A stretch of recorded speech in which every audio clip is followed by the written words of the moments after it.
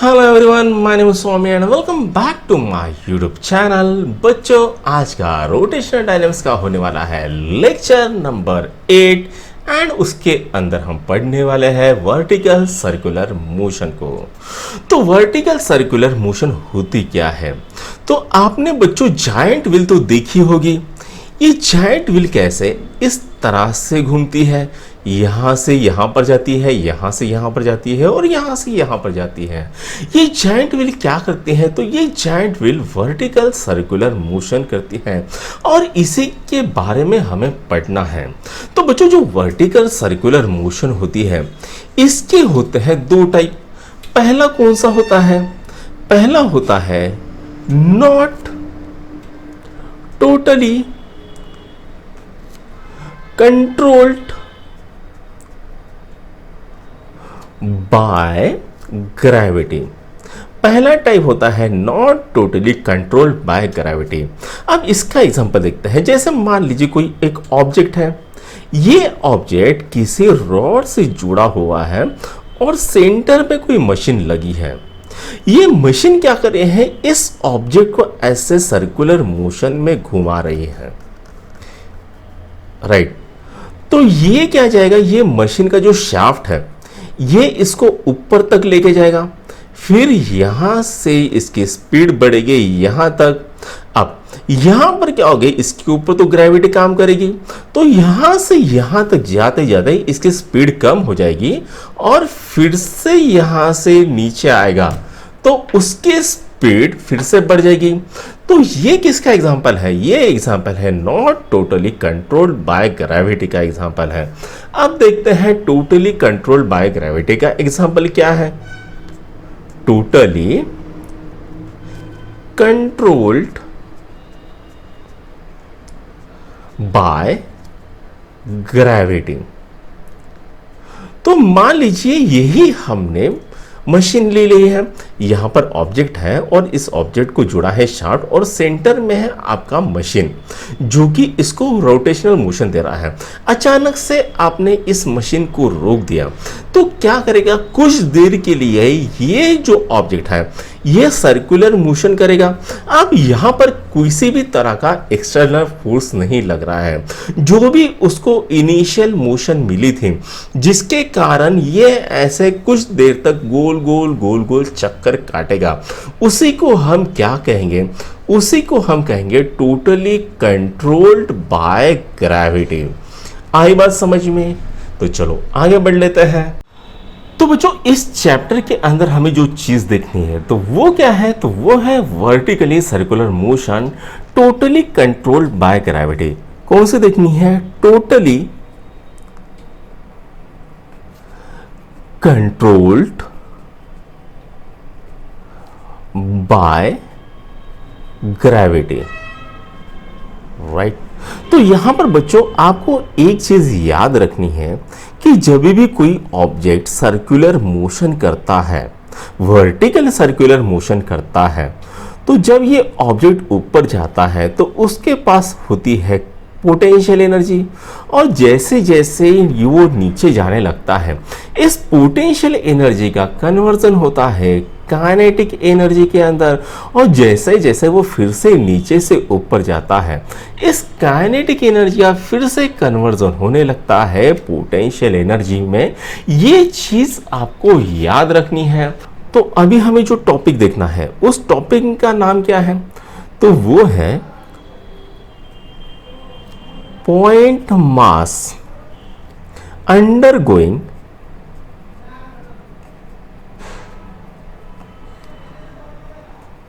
Vertical circular motion. Topic का नाम क्या है? Point mass undergoing vertical circular motion. और इसमें पहली चीज आज हमें जो पढ़नी है वो क्या है? तो अ मास टाइड टू अ स्ट्रिंग, यानी किसी मास को जब हम स्ट्रिंग से अटैच कर देंगे तो वहां पर किस तरह का टेंशन आएगा, उसकी मिनिमम वेलोसिटी क्या होगी, इन सब चीजों के बारे में हमें यहाँ इस टॉपिक के अंदर पढ़ना है। तो यहाँ पर समझ लेते हैं, हमने मान लीजिए एक ऑब्जेक्ट ले लिया, इस ऑब्जेक्ट को हमने किसी रस्सी से बांध लिया है, ये मान लीजिए रस्सी से बांध लिया है, राइट। इसका मास कितना है, इसका मास है m, m क्या है, मास, ये है उसके रेडियस, इसको हम बोलेंगे r, r क्या दर्शाएगा, तो r दर्शाएगा रेडियस। उसके बाद हमें दो एजम्पशंस भी करने हैं यहाँ पर। पहला एजम्पशन क्या है, तो जो हमारी स्ट्रिंग है, ये जो स्ट्रिंग है बच्चों, ये स्ट्रिंग कैसी है, तो ये स्ट्रिंग है मासलेस, यानी इसका कोई मास नहीं है। दूसरी चीज, ये जो स्ट्रिंग है, ये स्ट्रिंग कैसी है, तो ये स्ट्रिंग है इनएक्सटेंसिबल, यानी ये खींची नहीं जाएगी। अगर इसके ऊपर टेंशन भी आता है तो ये खींची नहीं जाती है, ऐसा यहां पर कहा गया है। तो मान लेते हैं इनिशियली ये जो बॉब है ये ऊपर के पोजीशन पे था, इस पोजीशन को हम नाम दे देंगे ए, और उसके बाद कुछ देर बाद यहां पर ये नीचे में आया, इसको बोलेंगे बी। कुछ देर बाद यहां पर इसकी पोजीशन आ गई, इसको बोलेंगे सी, और कुछ देर बाद ये यहां पर जाएगा, इसको बोलेंगे हम डी। अब हमको क्या बताना है, तो यहां पर जब ये ए पोजीशन पे जाएगा तो इसकी वेलोसिटी कितनी रहनी चाहिए, मिनिमम वेलोसिटी कितनी रहनी चाहिए, ताकि फिर से ये एक चक्कर काटे।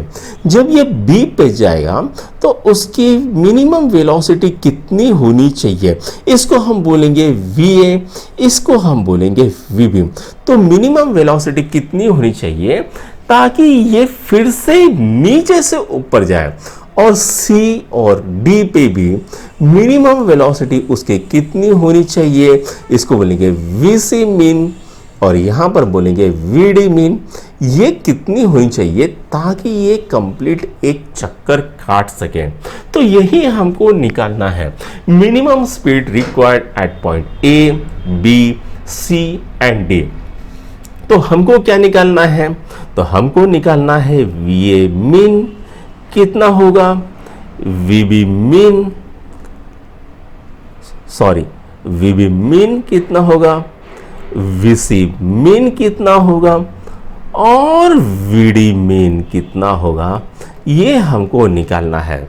तो आपकी जानकारी के लिए बता दो, वी ए मीन कितना होगा, तो वो होगा रूट आर जी।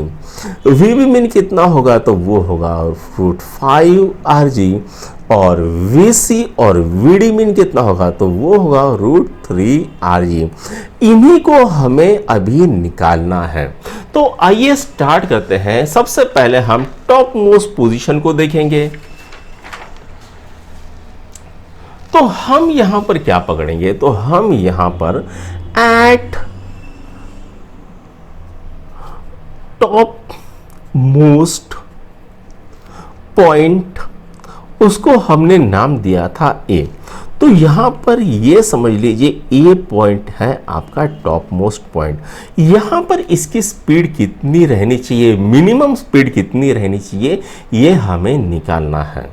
तो बच्चों यहां पर आप अगर देखोगे इसका कुछ मास होगा, ये मास कितना होगा, तो वो मास है m।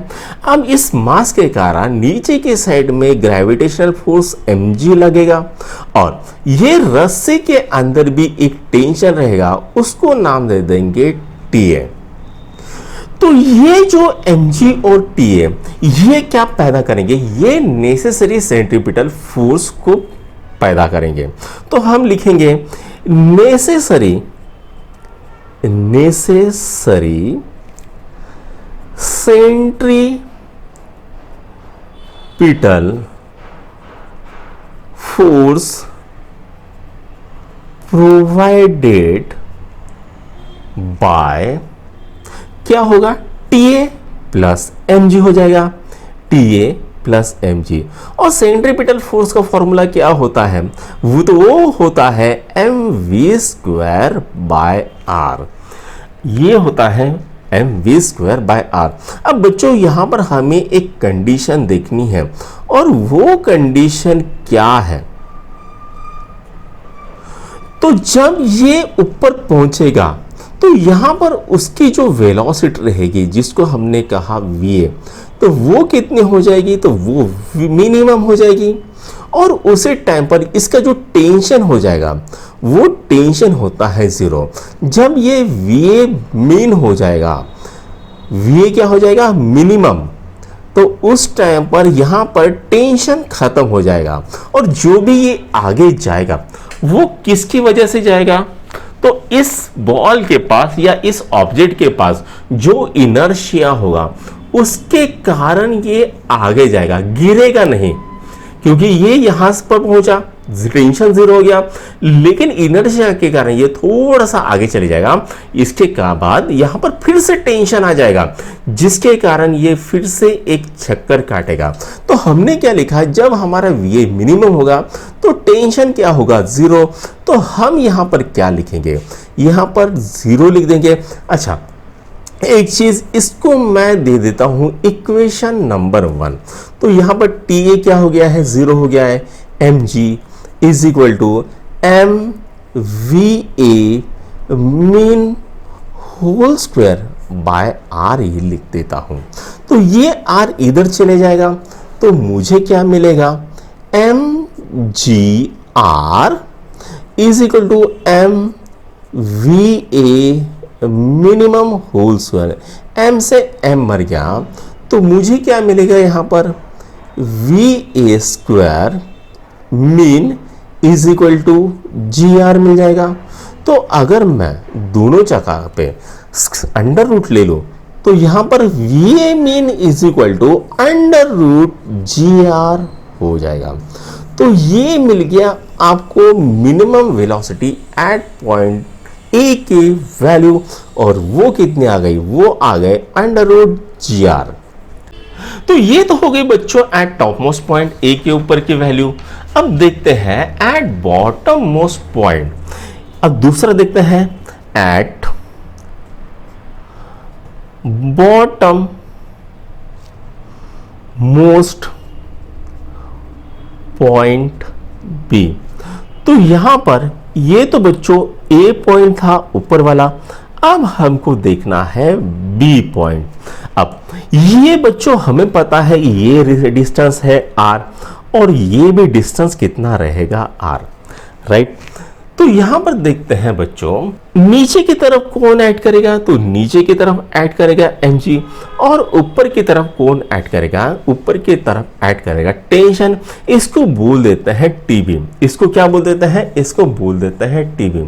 तो ये जो tb और mg है, ये क्या करेंगे? ये नेसेसरी सेंट्रीपिटल फोर्स को प्रोवाइड करेंगे। तो हम ऐसे लिख देते हैं नेसेसरी centripetal force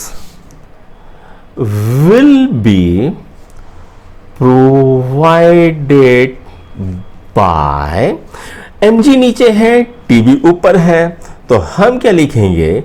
यहां पर tb minus mg is equal to mvb² by r। इसको नाम दे देंगे इक्वेशन नंबर 2। अब हमारा ऑब्जेक्ट क्या कर रहा है? तो A से B की तरफ जा रहा है। तो जब A से B जाएगा तो इसकी जो पोटेंशियल एनर्जी होगी वो किसमें कन्वर्ट होगी? तो वो होगी काइनेटिक एनर्जी में। तो हम लिखेंगे from point A to B change in potential energy, change in potential energy is equal to change in kinetic energy। तो पोटेंशियल एनर्जी क्या है? तो बच्चों, तो पोटेंशियल एनर्जी कितनी होती है? वो होती है mgh, और h कितनी है यहां पर? तो h है 2r। तो हम लिखेंगे m इंटू जी इंटू 2r। काइनेटिक एनर्जी क्या हो जाएगी? तो kinetic energy at b minus kinetic energy at a, क्योंकि यहां पर बी की तरफ काइनेटिक एनर्जी ज्यादा है इसलिए हमने इसको पहले लिखा, और काइनेटिक एनर्जी एट ए कम है इसलिए इसको बाद में लिखा। तो ये क्या हो जाएगा? ये हो जाएगा 2mgr। तो काइनेटिक एनर्जी का फॉर्मूला क्या होता है? वो होता है half m V B square minus half m V ए स्क्वायर। तो यहां पर हाफ हाफ, पहले तो m को तीनों तरफ से मार डाल देते हैं और ये दो जो है ये आगे ले जाते हैं। तो ये क्या बनेगा? ये बनेगा 4gr is equal to V B square minus V A square. अच्छा, तो हमने वी की वैल्यू निकाली है, तो वो कितनी है? तो वो है अंडर रूट जी आर। तो वो हम यहां पर पुट कर देंगे 4gr is equal to V B square minus G R. तो जी आर यहां पर चले गया तो V B square is equal to 5gr आ जाएगा। तो वी बी की वैल्यू कितनी आएगी? इसको बोलेंगे वी बी मेन, और ये कितने आएगी? Under root 5gr। ये वैल्यू आ गई है, राइट। इसको नोट डाउन करो। अब हम देखेंगे एट पॉइंट सी और पॉइंट डी मिनिमम वेलोसिटी कितनी होनी चाहिए। तो हम पकड़ लेते हैं एट पॉइंट सी, इसको नाम दे देते हैं 3। तो बच्चों ये तो हो गया ए पॉइंट, यहां पर आपकी मिनिमम वेलोसिटी थी अंडर रूट जी आर। यहां से गया नीचे में, ये पॉइंट था बी, यहां पर था अंडर रूट 5gr। अब हमको निकालना है सी और डी को, तो पकड़ लेते हैं सबसे पहले सी। अब सी और डी दोनों तरफ मिनिमम वेलोसिटी कैसे रहेगी? तो वो सेम रहेगी, तो किसी एक का भी निकाल लिए तो चल जाएगा। तो यहां पर क्या होता है? तो ये बच्चों ये डिस्टेंस कितना है? तो ये डिस्टेंस है r, राइट। अब हम देखते हैं यहां पर नीचे के साइड में कौन काम करेगा? तो नीचे के साइड में रहेगा mg और टेंशन इस साइड में रहेगा, इसको हम बोलेंगे tc। इसको क्या बोलेंगे? tc। अब यहां पर जो नेसेसरी सेंट्रीपिटल फोर्स कौन प्रोवाइड करेगा? तो वो अलोन tc करेगा। तो हम यहां पर लिख देंगे नेसेसरी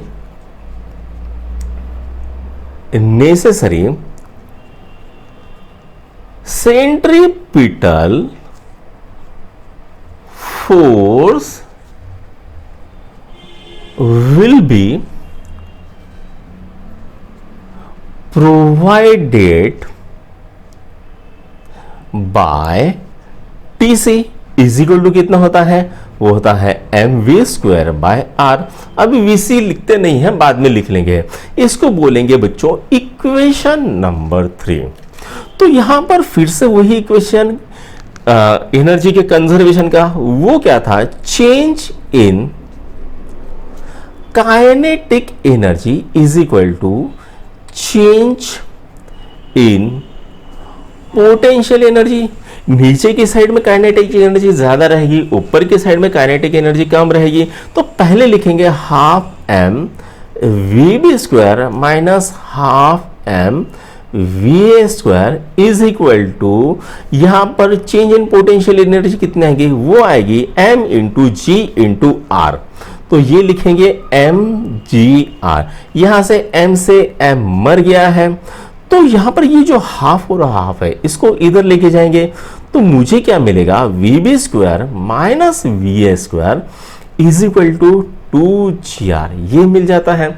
और v की वैल्यू कितनी थी बच्चों? तो v की वैल्यू निकाली थी अपन ने रूट जी आर। तो ये हम यहां पर डालेंगे वी बी स्क्वायर, सॉरी मैंने यहां पर v लिख दिया, उसकी जगह पे मुझे लिखना चाहिए था वी सी स्क्वायर। तो vb की वैल्यू कितनी निकाली है? तो vb की वैल्यू निकाली है अंडर रूट 5gr। तो हम क्या करेंगे? यहां पर लिख देंगे 5gr minus V C square is equal to 2gr। अब ये 2gr को इधर लेके जाऊंगा और vc को इधर लेके जाऊंगा, तो मुझे क्या मिलेगा? 3gr is equal to v C square. तो vc कितना होता है? √3GR। तो VC मिनिमम कितना आ रहा है? तो वो आ रहा है 3GR, राइट। और यही क्या होगा? VD मिनिमम भी होगा। तो VC मिनिमम और VD मिनिमम की वैल्यू कितनी आ गई? 3GR आ गई। तो बच्चों VA मिनिमम कितना आया? वो आया √GR। VB मिनिमम यानी बॉटम पोजीशन पे वो कितना आया? तो ये आया √5GR। और VC मिनिमम कितना आया? √3GR। तो ये तीनों वैल्यूज निकल गई हैं। अब हमको निकालना है बच्चों टेंशन। अपर और लोअर साइड में जो टेंशन आएगा उसका क्या डिफरेंस आएगा वो हमें निकालना है। तो आइए वो भी निकाल लेते हैं। तो हेडिंग देते हैं difference in tension on upper as well as on lower side। तो ये हमको क्या निकालना है? TB minus TA। फिर से मैं डायग्राम निकाल लेता हूं। ये इस तरह के डायग्राम थी। यहां पर था आपका A, नीचे के साइड में था B, इस साइड में था C और इस साइड में था D। अच्छा बच्चों, हमने कुछ इक्वेशन 1, इक्वेशन 2 और इक्वेशन 3 दिए थे। तो बच्चों इससे पहले जो हमने इक्वेशन लिखे थे वो इक्वेशन क्या थे? तो ये इक्वेशन 1 था TA plus mg equal mv square by r। Equation number 2 था और वो क्या था? TB minus mg equal mvb square by r। और इक्वेशन नंबर 3 था वो था TC is equal to mv square by r। तो मैं क्या करता हूं, एक एक करके इन इक्वेशंस को लिख लेता हूं। तो इक्वेशन नंबर 1 क्या था? वो था TA plus mg is equal to mv square by r। ये था हमारा इक्वेशन नंबर 1। अब देखते हैं इक्वेशन नंबर 2। तो वो क्या था? TB minus mg is equal to mvb square by r। इसको बोल देते हैं va स्क्वायर। और इक्वेशन नंबर 3 वो क्या था? TC is equal to mvc square by r। तो ये था इक्वेशन नंबर 2 और ये था इक्वेशन नंबर 3। तो बात करते हैं बच्चों, अभी इनका डिफरेंस इन टेंशन निकालना है। तो मैं क्या करता हूं, इक्वेशन 2 को इक्वेशन 1 से सब्सट्रैक्ट करता हूं। तो मुझे क्या मिलेगा? TB minus mg minus TA plus mg is equal to mvb square upon r minus mva square upon r। तो यहां पर TB minus TA is equal to minus mg is equal to 1m by r को common निकाल लेता हूं, vb square minus va square. अच्छा, तो ये हमें मिल गया है। तो माइनस mg कितना हो जाएगा? तो वो हो जाएगा माइनस 2mg। तो यहां पर लिख देते हैं TB minus TA minus 2mg is equal to m upon r। vb की वैल्यू कितनी थी? वो थी √5urg। तो उसकी जगह पे लिखेंगे 5urg। va की वैल्यू थी rg, तो ये भी लिख दिया।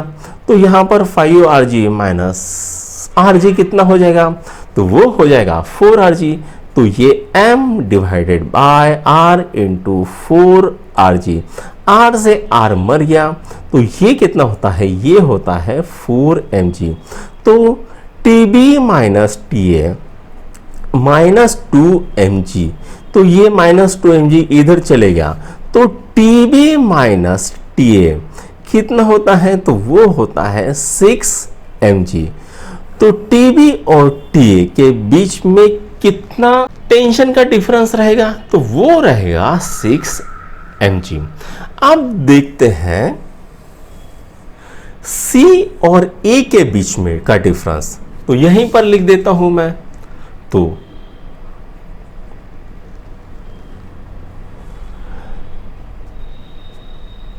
Difference in tension at C and A, तो यहां पर हम लिख देंगे TC minus TA plus mg is equal to m v square upon r minus m va square upon r।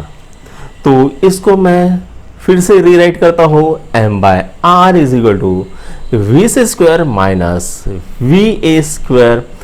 तो बच्चों वी सी की वैल्यू कितनी थी? तो वो थी √3rg।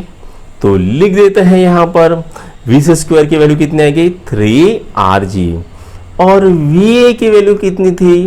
तो वो थी √rg। तो वी ए स्क्वायर की वैल्यू लिख देते हैं rg।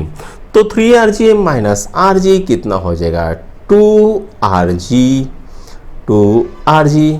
तो यहां पर 2mg हो जाएगा। तो TC minus TA minus mg कितना हो गया? 2mg। तो ये इस साइड में लिखूंगा तो क्या मिलेगा मुझे? तो मुझे मिलेगा TC minus TA is equal to 3mg। तो ये एक आ गया है इसका डिफरेंस TC माइनस TA। अब यहां पर बच्चों यहां पर TC माइनस TA इनके बीच में टेंशन डिफरेंस कितना है? तो वो है 3mg। और हमने देखा है TB minus TA tension difference कितना है? तो वो है 6 mg। तो बच्चों आज का लेक्चर यहीं पर खत्म होता है।